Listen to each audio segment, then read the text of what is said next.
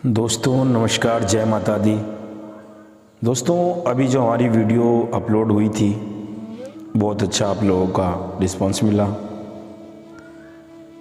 दोस्तों नवरात्रि के प्रथम दिन की जो संपूर्ण पूजा विधि है, बहुत मेहनत लगी है इस वीडियो में।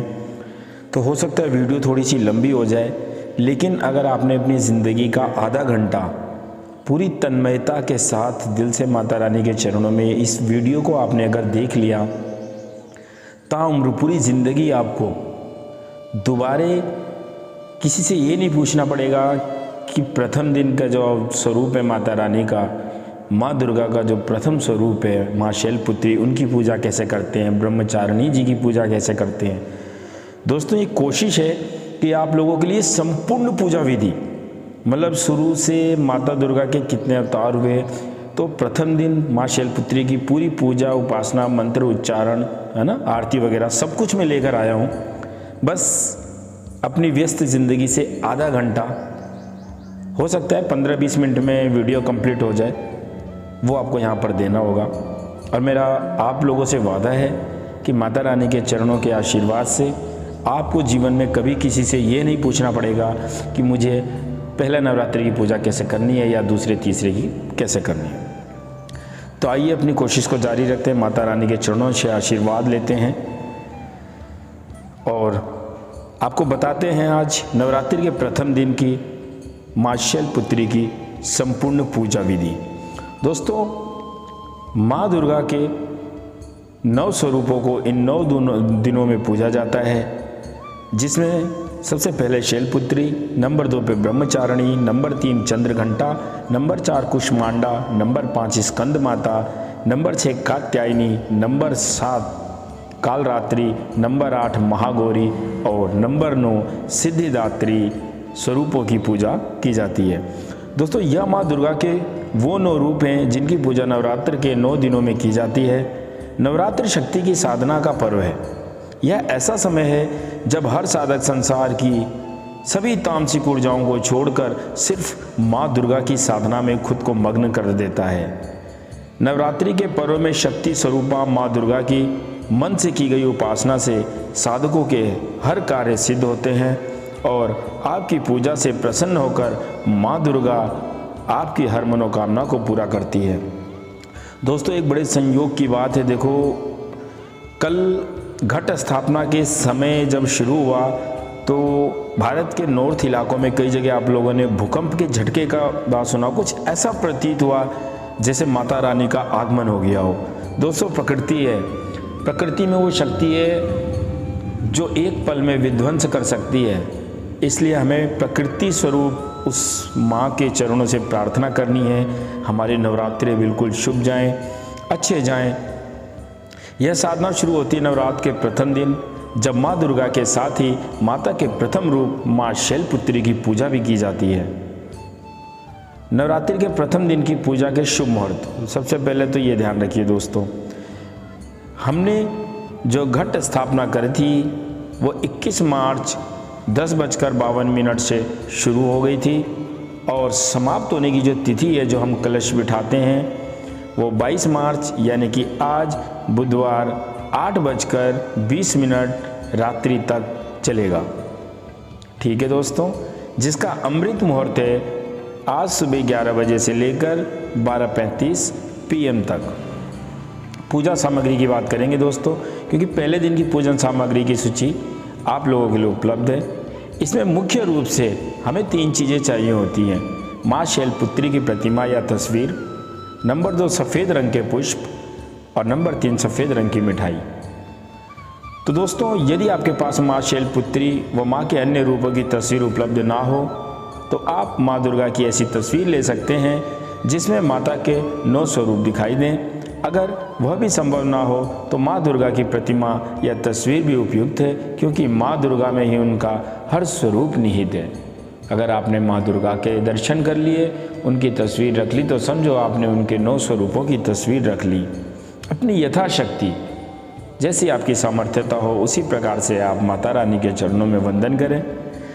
दोस्तों नवरात्रि प्रतिपदा तिथि को सबसे सुबह उठकर स्नान करें और माँ भगवती और माता शैलपुत्री की पूजा के लिए लाल या पीले रंग के स्वच्छ वस्त्र धारण करें। इसके बाद पूजा स्थल को ठीक से साफ करके गंगा जल से शुद्ध करें। मंदिर को अपनी रुचि अनुसार सजाएं, अपनी सामर्थ्यता अनुसार सजाएं। अब इस स्थान में चौकी स्थापित करें, लेकिन इस बात का ध्यान रखें कि चौकी को पूर्व दिशा में स्थापित करें।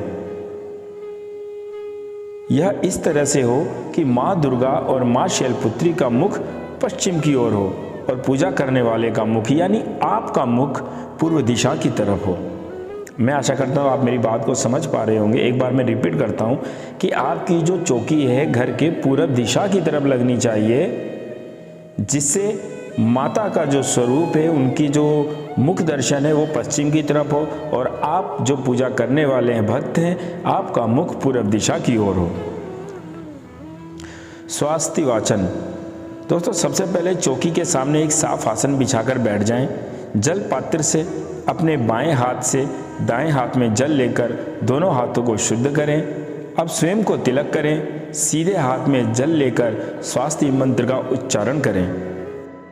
इसके बाद इस जल को चौकी के दाईं और बाईं तरफ छिड़क दें। अब चौकी रखने वाले स्थान अर्थात जमीन पर सिंदूर, हल्दी और अक्षत में से किसी एक के उपयोग से एक स्वास्तिक बनाएं। उसके बाद गणेश आवाहन करना है। आप सबने सर्वप्रथम श्री गणेश जी का आवाहन करेंगे। उसके लिए पान के पत्ते पर श्री गणेश को माता की बाएं तरफ स्थापित करें। इन पर गंगा जल का छिड़काव करें। ओम गम गणपतये नमः मंत्र का 11 बार जाप करते हुए श्री गणेश को कुमकुम, हल्दी, अक्षत, फूल, फल इत्यादि जो भी चीज आपके पास है उन्हें अर्पित करें। और उसके बाद कलश स्थापना करें। दाईं ओर से अष्टदल पर कलश स्थापना करें, दाहिनी तरफ से। ठीक है दोस्तों, मिट्टी या तांबे के कलश में शुद्ध थोड़ा सा जल भर के उसमें गंगा जल की कुछ बूंदें मिलाएं और कलश के उभार पर हल्दी कुमकुम लगाकर उसके मुख पर लाल कलावा बांधें। अब 2 लौंग, 2 सुपारी, 1 हल्दी की गांठ, अक्षत, 2 इलायची और 1 सिक्के को सीधे हाथ में लेकर कलश में डालें। यदि इनमें से कुछ सामग्री आपको नहीं मिल पाई है तो आप शुद्ध जल में सिर्फ सिक्का और चावल के दाने डालकर भी कलश को स्थापित कर सकते हैं। दोस्तों माँ हमारी श्रद्धा की भूखी है, ना कि धन दौलत की। इस बात का ध्यान रखें। आप जो करें बस भाव से करें, कोई दिक्कत नहीं है। इसके बाद अष्टदल रूपी आम के पत्तों को हल्दी कुमकुम लगाकर इस कलश के मुख पर रखें।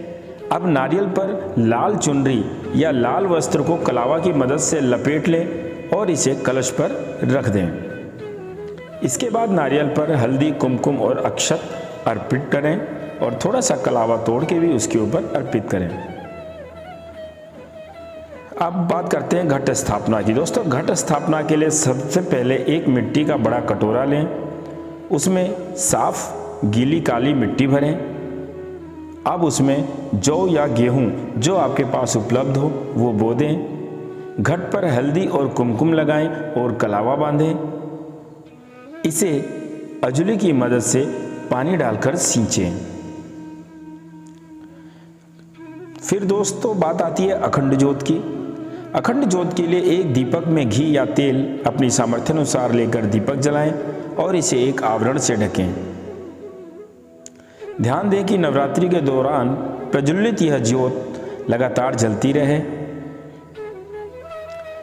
दोस्तों इसके बाद माता का आवाहन करना है।